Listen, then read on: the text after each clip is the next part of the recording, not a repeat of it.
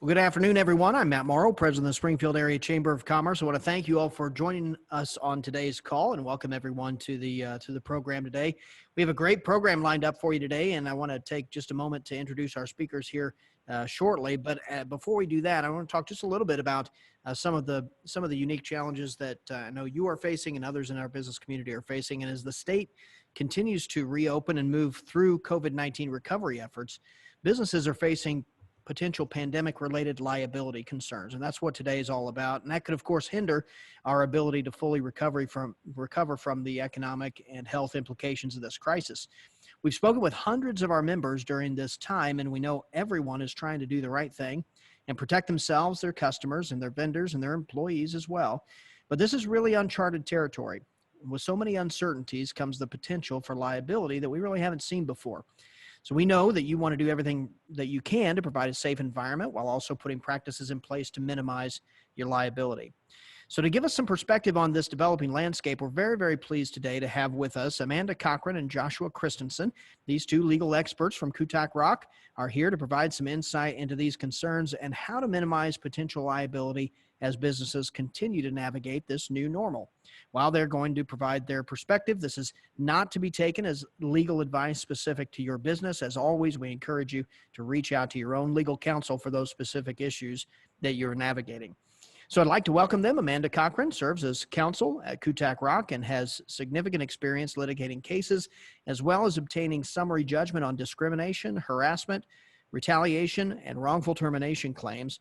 And she also provides clients advice, counseling, and risk management strategies related to employee discipline and termination, drug testing, FMLA and ADA compliance, non-compete and non-solicitation agreements, and preparation of employee handbooks. Joshua Christensen serves as an associate at Kutak Rock and is a litigation attorney with a particular focus on appellate practice. His trial and appellate practice spans a broad and diverse range of tort and commercial litigation, including employment discrimination, medical negligence, products liability, wrongful death, premises liability, breach of contract, and construction disputes. We have a lot to cover in today's program, and we'll try to get to as many of your questions as we can.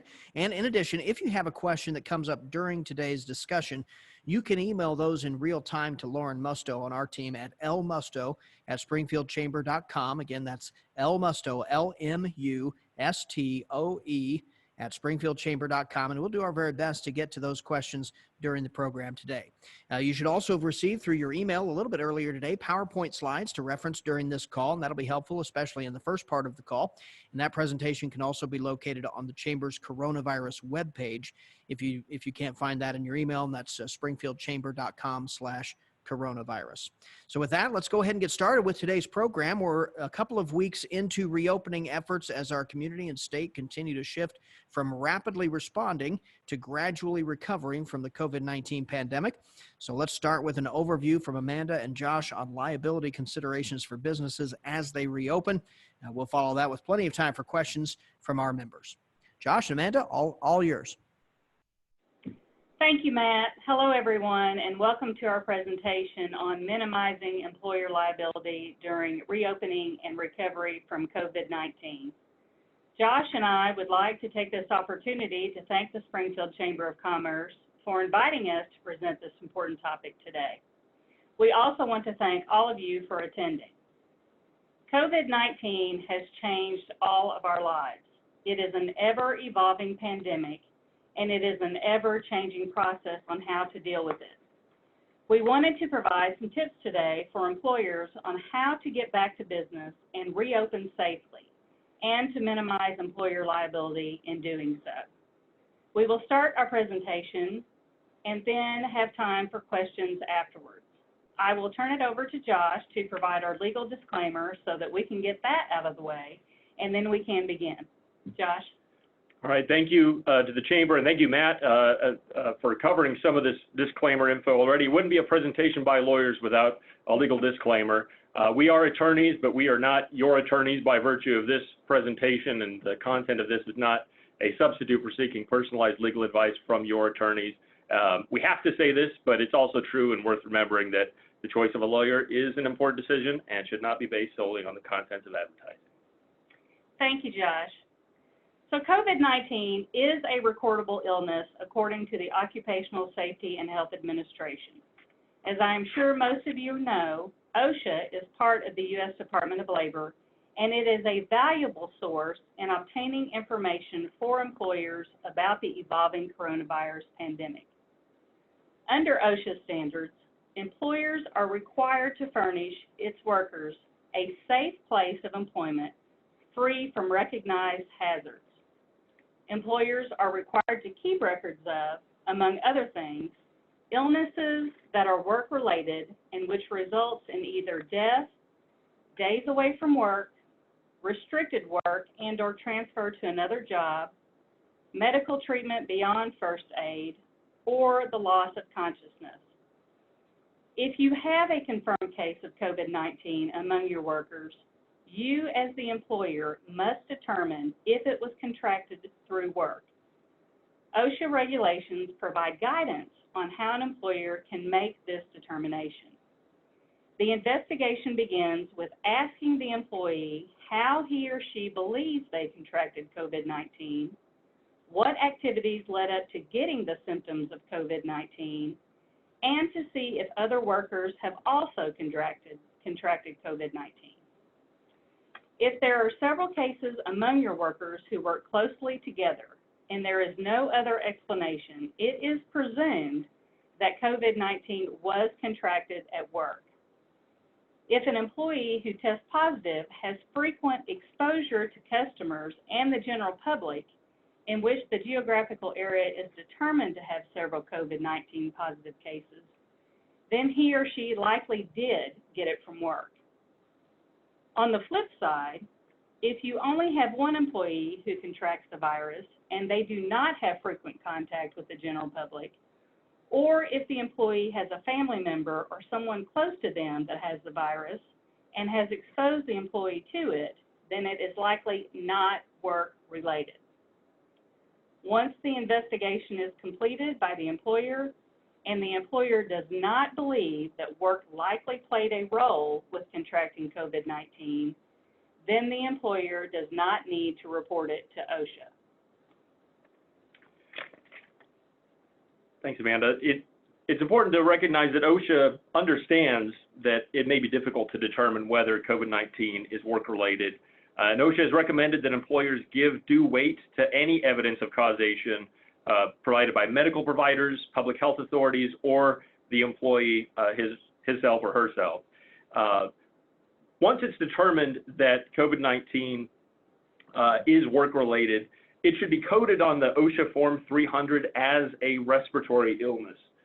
For those of you familiar with the OSHA Form 300 reports, there are a total of 6 different ways of categorizing an illness or injury that include injuries, skin disorders, poisonings, hearing loss, and respiratory conditions. And they've determined that COVID-19 is a respiratory condition and should be coded that way when reported on that form. Because it is an illness, it is not one of the per se privacy case injury or illness types, but if an employee voluntarily requests that his or her name not be entered on the log, the employer has to comply with that request and enter it as a privacy case item on the log, and then maintain a confidential list of case numbers that could later be traced to that number to provide information to governmental authorities if requested. But it's also important to remember that recording a COVID-19 illness does not of itself mean that an employer has violated any OSHA standard. Additionally, recording exemptions apply to certain employers. All employers are going to be subject to some of what OSHA requires, but the recording and logging of injuries and illnesses that we're talking about here apply to employers with 10 or fewer, or exempt employers with 10 or fewer employees in the last calendar year, or those that are in certain low hazard industries. And those include things like beauty and barber shops, clothing and furniture stores, eating and drinking establishments, drugstores. Those types of employers are not subject to these reporting requirements. And work-related COVID-19 illnesses also only need to be recorded if they result in a fatality, hospitalization, amputation, or the other types of conditions that Amanda listed earlier.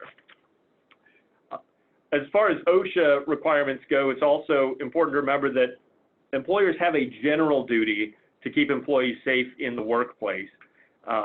And OSHA enforcement of that is, at this stage, very undeveloped in the realm of COVID-19, but a failure to act reasonably to address known COVID-19 related risks is going to be an area that could potentially subject an employer to liability under that general duty to keep employees safe, and that could result in violations or penalties.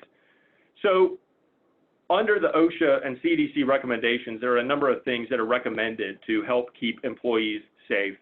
Those include a lot of things that are common sense and that many employers are going to be doing anyway at this point. They include encouraging workers to stay home if they're sick, encouraging teleworking arrangements where that's possible, limiting access to essential workers to the extent that that can be arranged, and promoting things like frequent hand washing to not only employees but to guests and visitors and others that your employees are going to be interacting with in the course of their work. Encouraging respiratory etiquette, wearing a face mask or cloth covering if that is feasible and available. And in connection with that, OSHA has a personal protective equipment standard that applies to general industry that requires using gloves, eye and face protection, and respiratory protection where job hazards warrant it. To the extent we're able to tell, there have not been any reported cases of PPE requirements under OSHA that have cited those requirements in the context of a COVID-19 case.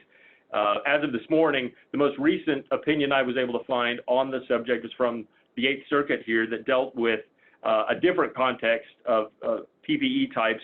But it's interesting to note that the court there just last week noted that this is a broadly worded performance standard that applies to countless conditions and circumstances. And that sort of language indicates that it could be easily adapted to the realm of concerns involving COVID-19. So to satisfy those obligations, it's not enough to just take a one-size-fits-all approach. You want to look at what the circumstances are and what is actually feasible and reasonable for your employees. And industry custom and practice is usually going to be establishing the standard of care. So also being aware of what's going on in your industry and making sure that you're keeping pace with what's happening in your industry as well. So here is how employers can restrict the spread of COVID-19. First, you can screen your employees by taking temperatures. Any employee who has a temperature of over 100.4 degrees should be sent home immediately. You can also keep hand sanitizer out and readily available for employees to use. You can purchase face masks for employees to wear and/or other personal protective equipment such as gloves. You can install foot push openings for doors so that employees and customers are not required to use their hands when opening doors. You can also prohibit customers from entering the workplace, if possible, by prearranging outdoor pickup or delivery services to customers.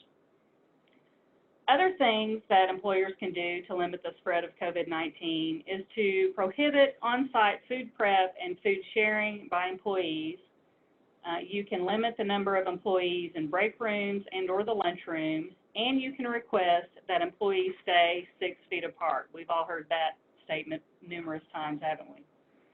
In addition, you can remind employees of risk factors for COVID-19 and request continuation of hygiene practices. Finally, advise employees to stay home if they have any of the COVID-19 symptoms, such as fever, cough, etc. Give employees access to who they should call at work to report possible COVID-19 exposure and the number to call. You can ask employees if they have been exposed to someone with COVID-19 to report the same, and if the employee has traveled in the past 14 days, whether it was to a hotspot COVID-19 area or international travel. I believe that international travel has been banned for the last 2 months. I have not heard that it's opened up, so that's probably not an issue yet, but it will be an issue that comes forward in the future. If any of these factors occur, you can mandate that the employee get tested for COVID-19. We have also included tips on taking temperatures of employees at work that's in the slide. Just know that privacy and HIPAA are important factors when taking temperatures of employees. Josh? All right, so what if an employee has tested positive for COVID-19? Local health authorities are going to dictate a lot of the contact tracing methods that you're going to want to pay attention to and follow. Some states are requiring a report of an outbreak where there are 2 or more cases at a workplace within 14 days. Missouri is not one of those particular states, but if you have businesses in other areas, that's something to be aware of. When someone's tested positive, you want to identify everyone who's worked in close proximity for a prolonged period of time, that is more than about 10 minutes, within about 48 hours of the onset of COVID-19 symptoms. Inform the company and expose coworkers of a positive test result, while of course maintaining confidentiality of the employee. You're going to want to isolate the contaminated area where the employee has been working. If it has been less than 7 days, then the recommendation is to wait 24 hours if possible, then perform enhanced cleaning and increase ventilation to the area. If it's more than 7 days, routine cleaning and disinfection is recommended. And then based on the contacts that the employee has had, advising customers, vendors, if it appears that there has been exposure. Employers are not required to report COVID-19 cases to public health authorities under federal requirements, but the EEOC does permit disclosure of positive COVID-19 results. So what happens to an exposed employee?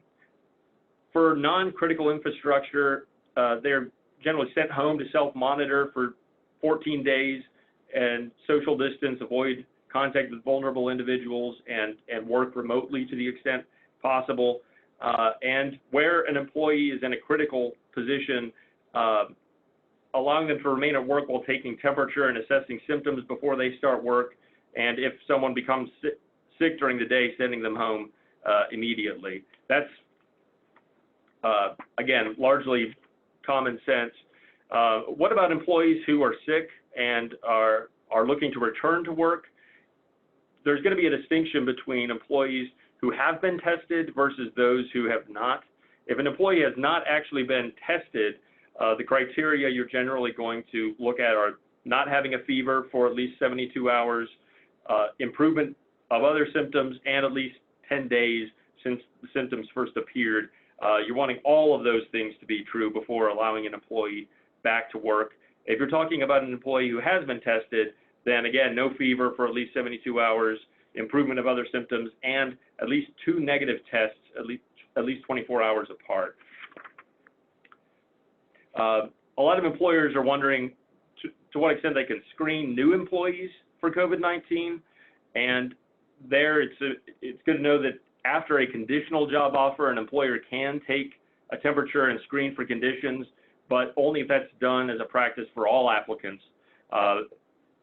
That's, as with any area involving employer-employee relations, you want to apply a policy that's going to be equal-handed and apply to everyone across the board. If someone is symptomatic or is test positive, an employer can delay start of employment or withdraw the offer if there's a need for an employee to start immediately. Let's turn it back over to you, Amanda. Okay. So one major concern by employers is employees who are refusing to return to work due to COVID-19 fears. We get calls about this constantly. Under OSHA guidelines, an employee can only refuse to work if the employee believes there is an imminent danger present at work. And imminent danger means threat of death or serious harm. A reasonable person would also need to agree that there is an imminent danger present for the employee. The employee must ask the employer to eliminate the danger, and then the employer must fail to do so. These are the requirements under OSHA guidelines for an employee to refuse to return to work. If the employer is following all safety measures to restrict the spread of COVID-19, employees should return to work. We have provided websites for the EEOC, the CDC, the Department of Labor, and Springfield, Missouri government, which all have helpful information on staying safe through COVID-19 and providing guidelines for employers. Our law firm also has a legal resource COVID-19 portal at kutackrock.com that anyone can access and use, which also has valuable information for employers. We are all likely aware at this point of who is at higher risk for COVID-19. Between Dr. Fauci, the CDC, and the media, we know that older folks or people with a serious underlying medical condition are the ones with the higher risk. If any of these individuals request an accommodation, it would be the same process for a request pre-COVID-19. The employee must request it, and employers may ask questions including medical documentation to confirm the disability to support the need for the accommodation. If the employer can provide an accommodation without undue hardship, it should be done. If working from home is an option, this would be ideal. If not, providing masks and gloves would reduce risk. Erecting physical barriers if possible, modifying work schedules to reduce contact between employees, and increasing social distancing will go a long way to accommodating employees. Also remember, leaves of absences, the FFCRA, and paid time off can be used as well. Now, I spoke about the accommodation not being an undue hardship for the employer. To be an undue hardship would mean it would be very difficult or expensive to comply, which is a very high standard to meet. An employer must show that an assessment has been done of the company finances and that the accommodation would be financially difficult. Also, employers should determine if there is an alternative accommodation that would not pose a hardship. All right, one of the potential areas of liability for employers arising from this pandemic and the things that we've been seeing happening in the last few months is the effect of telework arrangements, remote working on employees who later are going to want to claim remote working as an accommodation for things down the road. It would be wise to emphasize that prior temporary or intermittent arrangements are just that. Things that have been granted solely to reduce the spread of COVID-19, that to let employees know that the essential functions of their positions normally require on-site presence and are again going to require on-site attendance after the pandemic ends or the threat of the virus is reduced, and that an undue burden associated with teleworking normally exists, but is being voluntarily and temporarily assumed by the employer solely in the interest of employee safety. In the absence of sort of fencing that issue, there's a possibility that establishing that remote working is possible becomes an argument down the road for employees to use in expecting accommodations across the board. That's certainly something for employers to be aware of. And then, of course, tracking and preserving evidence of the difficulties that employers are facing, the operational and management challenges, and the complaints that have been caused by telework would be good things to document and keep track of as the situation continues. Employees who become ill after returning to work is another topic that a lot of employers have questions about. CDC has stated that employees who become ill with symptoms of COVID-19 should leave the workplace, and that's just as true after a return to work situation as it was in the initial stages of this crisis. And the ADA is not interfering with the employers following that advice. When employees return to work, the ADA does allow employers to require a doctor's note certifying fitness for duty. And following the CDC guidance for what would constitute a sufficient release is going to depend on the relevant circumstances and the availability of testing. So as with many other areas, an individualized decision based on the circumstances is going to be appropriate. So if we step back and look big picture at some of the most likely legal risks that employers are facing, obviously workers' compensation is going to be a big area, and employees there are generally going to have the burden of showing that COVID-19 was contracted at work or in the course of employment. Negligence and wrongful death claims are likely to arise. Discrimination and retaliation claims could arise from circumstances involving return to work and the recall of employees. It's important for employers to, as they're recalling employees, to do so in a manner that's not going to raise concerns about who's being singled out for being treated differently in those circumstances. And then, of course, workplace privacy is an area that is also being particularly challenged during this time as well. And on the topic of litigation along the lines of COVID-19, obviously we're still in a fairly early stage, and we expect there's going to be a lot of litigation related to it. One example that we've seen recently and locally here in our area is a suit that was filed a few weeks ago by an employee who worked at a senior living facility who claimed she was fired after informing her employer that she had been exposed to COVID-19 and who sought to self-quarantine. She claims that request was denied and that after the fact, her employer classified her as having quit as opposed to being fired, and she's sued alleging wrongful discharge in violation of public policy and fraud on account of the misrepresentations about the nature of her departure and seeking punitive damages. That's just one example, and certainly there are all kinds of other areas in which employers could be facing litigation, but we're already starting to see some of that directly related to COVID-19. And as Josh said, I mean, we're still very early in the process. We anticipate and expect more cases to be filed in the next coming months regarding COVID-19 and employees' belief that their employer did not treat them fairly or unjustly when dealing with the COVID pandemic. I think that's all we have for our presentation, Matt. If there are any questions?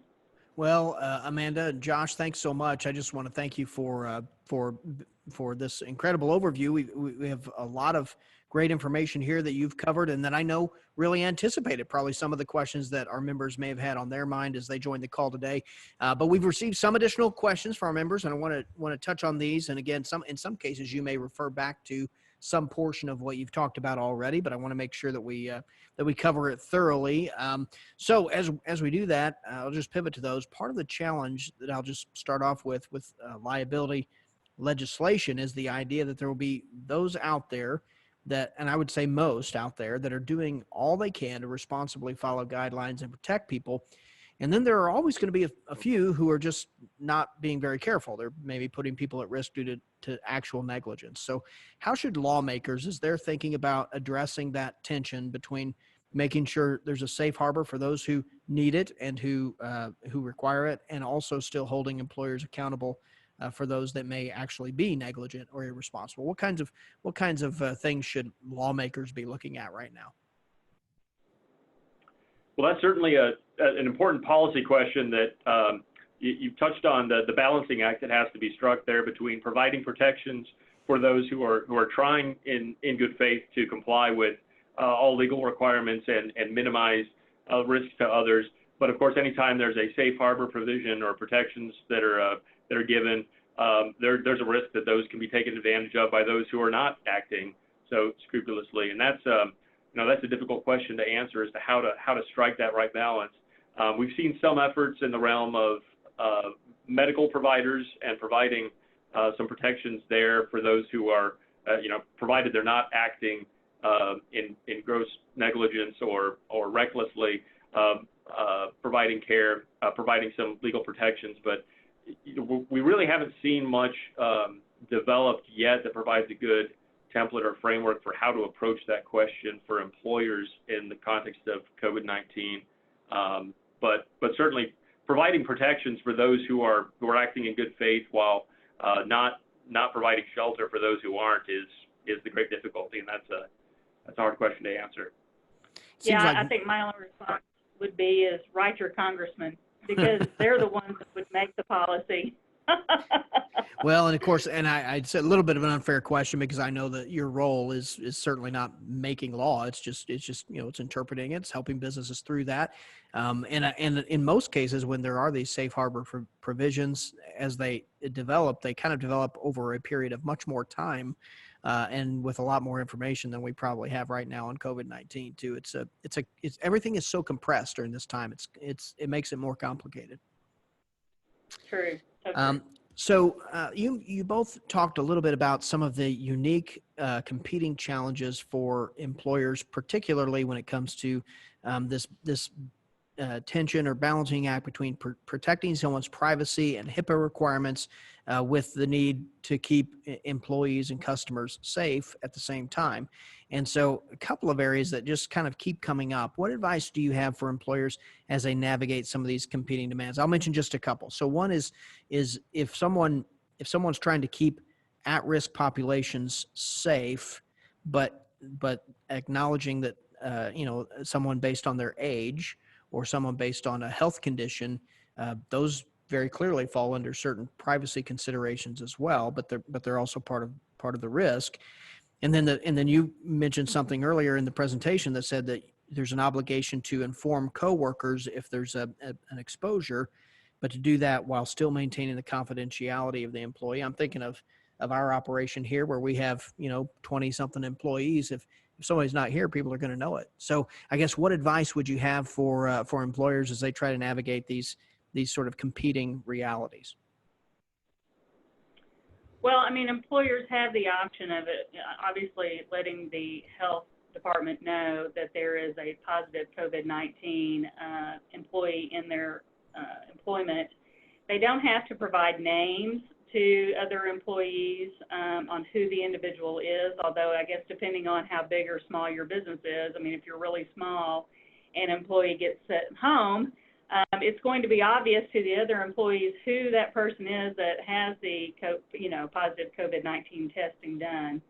So it is a very competing demand between privacy and HIPAA, and then protecting your employees and your customers from contracting this disease. And it's something that we know that employers are dealing with on a daily basis.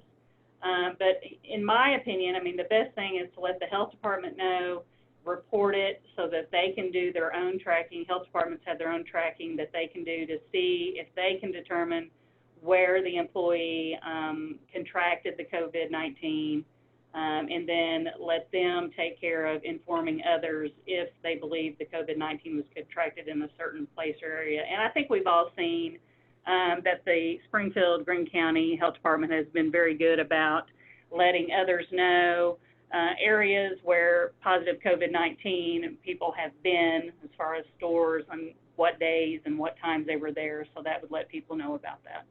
Yeah, all I would add to that is that HIPAA was mentioned there, and that presents its own whole set of challenges. But whether or not a business is subject to HIPAA as a covered entity or a business associate is going to be an important determination, knowing whether you fall subject to those requirements or not. But depending on the nature of an employer, their size, that may well be a question that if you have a case that you're concerned about, what do we say to whom and how, that you get individualized legal advice on that question. And even really, if we don't say there's not yet a confirmed case or an exposure that's known, just knowing that you have, if you have certain employees who would fall into those higher risk categories, but that the higher risk categories themselves are private by their nature, I guess I would just, general guidance, how should an employer do what is responsible and safe for his employees and still be respectful of those privacy requirements? Well, obviously, when we talked about the accommodations part, I mean, employees need to let their employers know if they are one of the folks that are in the higher risk. I mean, there are some medical conditions that looking at someone you would not know they had. Right. I mean, obviously age is a factor, but if it's an underlying medical condition that the employer was not aware of prior to, the employee is going to have to let the employer know that they have this medical condition and that they are fearful of contracting COVID-19, understandably so. And again, the employer can do questioning regarding whether this condition is an actual condition that's been diagnosed by a doctor. And, just understanding the fears that the employee has, working with the employee personally, not bringing anyone else into it, but just privately and personally with the employee on what accommodations they would like to have. And we talked about things that the employer can do, working at home, modifying work schedules, many, many, many things employers can do to help, abide that fear and help that employee get back to work, so there won't be the concern for contracting the COVID at work. So it sounds like general advice for employers is going to include allowing the employee to self-identify if they fall into a risk, rather than trying to proactively treat different groups of people differently in the workplace. Absolutely. Okay.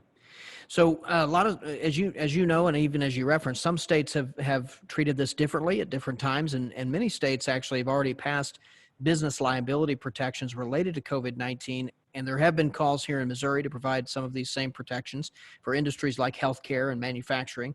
And there are conversations at the federal level that are, that regard including potentially business protections in the next phase of federal relief when it comes. I wonder if you would have any insight on what these protections could potentially look like, what you're hearing might be a part of that, and then how they may align with some of the needs of Missouri businesses or of your clients, as you're hearing from people as well. Yeah, Matt, to my knowledge, we're still at a fairly early stage, unfortunately, when it comes to that topic here in Missouri. To my knowledge, there's been some discussions of liability protections for employers that were discussed while the legislature was in session. And to my knowledge, there were some proposals that ended up having, a lot of other things kind of attached to and on top of that kept those from getting off the ground. And at this stage, I don't anticipate we're going to see any of those enacted unless we were to see the governor call for a special session dealing with COVID-19 needs. And I don't know, my general advice to employers on that would be to certainly not hold your breath for that to happen or to act in reliance on there being any specific liability protections in place, because we're just too far out from seeing that actually happen to really be able to have a good sense of what that would look like. Sounds like the first order of business is just make sure that we're doing everything we can to operate and protect ourselves under the status quo. And as we learn more, I guess we're all learning more about the kinds of protections that would be most beneficial and helpful. As you've worked with clients, are you seeing some common threads, some things that if you were king for a day, if you had a chance to make a rule that would be helpful to everybody, that you would do, or is it even too early to really have a sense of that too? Matt, I think that at the end of the day, employees need to know that their employers care about them. And that's what employers need to do, to let their employees know that they are doing everything they can to keep them safe and to keep them out of harm's way. So, our first tip would be do everything you can as far as the things that we've discussed today about trying to keep your workplace safe and keep your employees safe and understand their fears and try to help them through those. But, at the end of the day, we all need to get back to work and we all need to run our businesses. So it's doing what you can at the forefront versus trying to, take precautions at the end or after something's happened is what needs to be done. We need to keep our employees safe, but also keep our businesses going and just make sure everyone is following the guidelines that have been provided to us. So a lot of small businesses out there that maybe don't have in-house legal counsel, or possibly in some cases don't even have really maybe a budget for significant consultation with outside legal counsel. And I guess for those, as they just try to navigate this and do all they can just to stay afloat right now, are there resources out there for businesses who are in a position like that? Any best practices or general guidance that they could reference as a starting point? Absolutely. So there is so much information provided by the EEOC, by the CDC, by the Department of Labor, by OSHA. Also, the Springfield government website has a ton of information. I could tell you that someone could probably spend an entire day reviewing all the information provided by these entities that will give them a starting off point, a great starting off point on what they can do. Also, the CUTAC-ROG Legal Resources Portal has a ton of information. All of this information will likely answer most questions or inquiries related to COVID-19. However, we do want to stress and emphasize that if there are questions that an employer has after reviewing all this information, and like I said, it's going to take them a while to read all this, but if they still have questions, the best procedure is to seek legal advice from an attorney. I mean, this is an important topic that could result in liability for an employer, and most employers should not want to take the risk of being wrong. So if you can't find the answer through these websites, please contact an attorney. Great advice. There are certain risks that come along, and when they come along, they're so significant that they could potentially wipe out your business. You just need to make sure you have it right. Don't guess on something like this. Absolutely. So we also received a lot of questions, and have actually for several weeks now. It seems like there's increasing attention to travel policies for employers related to their employees. Of course, there's work travel. There's also personal travel that people take as they either take vacation or they're traveling over a weekend or whatever else. And just a lot of questions about how to manage that and to do that the right way. Do you have any addition other than what you described in the presentation? Any other recommendations regarding employee travel in relation to the COVID-19? Again, both work related and personal. Yeah, so as far as the work-related travel, obviously it should be kept at a very minimum. I mean, if you can keep your employees from having to travel at this time, it would be best. We all know this is not going to last forever. So if you can, postpone or continue traveling to a later date, that would be best for all employers at this time, just so COVID doesn't get transferred and contracted even more than what it has been so far. As far as employees taking personal time off, I mean, obviously employees want to do that even with the pandemic that's occurred. I think most of them want to take it now more than ever since they've been holed up for the last 2 months and not able to go anywhere. So, like I said before, international travel is not opened up yet. So I don't think, traveling internationally is going to be an issue for the foreseeable future. However, obviously there are hot spots in the United States that still have COVID-19 as a pandemic. So, I mean, you are not going to be able to tell your employee they can't go on vacation or they can't go here or there. The thing will be when they come back from the vacation to ask those questions that we provided in the presentation about, did you travel to a hot spot? Are you having symptoms of COVID-19? If they're having the symptoms, obviously to self-quarantine. That's the best basis of keeping your employees safe and from spreading the COVID-19 disease. So, like I said, it's going to be hard to refuse requests. I mean, the employer can impose blackout dates during expected business times where no employees can take time off, but you would need to let your employees know that in advance of when those dates are so they can plan around those blackout dates. And obviously you can't black out a whole 6-month time period. But you can black out certain busy expected times just to let the employees know this is not a good time to take vacation. Also, you can limit how many employees take off a certain week for vacation. So if you're a small employer and you only have, say, 20 employees, then you can limit the employees taking off on a week to 2 or to 3. So it will not hurt the business if they take off, plus you will be able to just ask those certain employees when they come back from vacation these questions that need to be posed to make sure they haven't been exposed to COVID and would possibly transfer it on to other employees. Is there any guidance out there that you're hearing or that people are starting to sort of maybe coalesce around that for what qualifies as a hot spot? How do we know? I mean, certainly know New York is a hot spot. There's certain areas like that, but is St. Louis I just don't know what the qualification is. Well, I can't tell you exactly what the qualification is, but the CDC has information on their website on what they consider what they consider, quote, a hotspot is. So I would recommend that employers check that out. I think it's evolving. You know, what was maybe a hotspot a month or two ago is not necessarily a hotspot today, where other places are now hotspots. I know I've heard on the news this morning that Mexico is starting to become a hotspot where maybe it wasn't, you know, a month or two ago. So I think keeping apprised of what the CDC believes is the hotspots, and then when your employees come back from their vacation, you know, those are the places you're going to be concerned about the most if they visited those places while they were off.